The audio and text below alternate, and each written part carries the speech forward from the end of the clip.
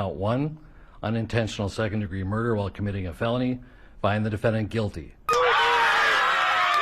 Verdict count 2. We, the jury, in the above entitled matter as to count 2, third-degree murder, perpetrating an eminently dangerous act, find the defendant guilty.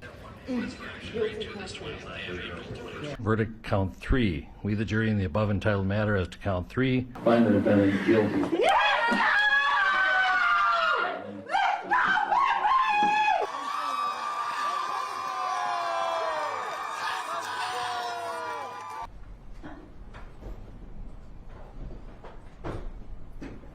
We're adjourned. Thank you all. Amen. Because justice for George means freedom for all. It was incredible. You're an incredible family. I wish I were there just with my arms around you. Today, we feel a sigh of relief. This can be a giant step forward in the march toward justice in America. Reassurance, comfort, liberation. The reactions to the Chauvin verdict have been poignant. Hello, everybody. I'm David Shuster, and thanks for joining us. Across the United States, so many communities had expected and prepared for the worst. There were barriers and reinforcements, boarded up windows, and declarations of emergency.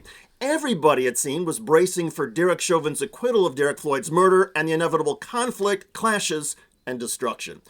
But when the decision came, instead of frustration and anger, there were hugs, cheers, and tears of joy.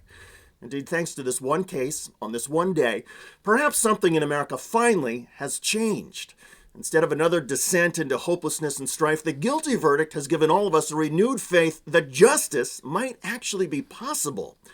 Usually in the United States, police officers charged with crimes while in the line of duty get support from the law enforcement community.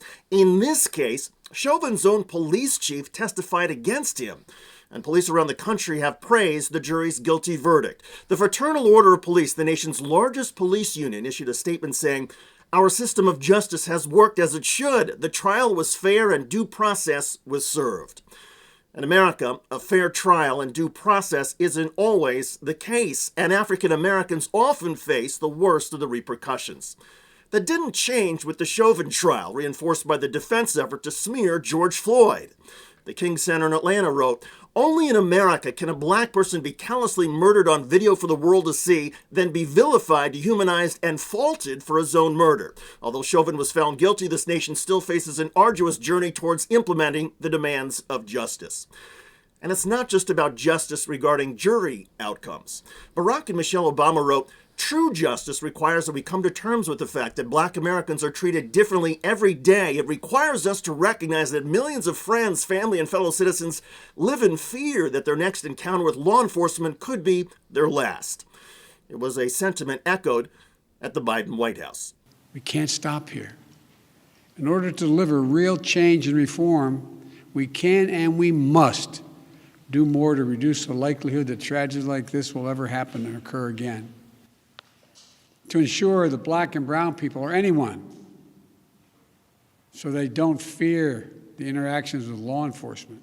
The reality is that there's still so much work to be done, even as so many of our fellow citizens connected to the Chauvin trial or watching it play out celebrate a clear milestone.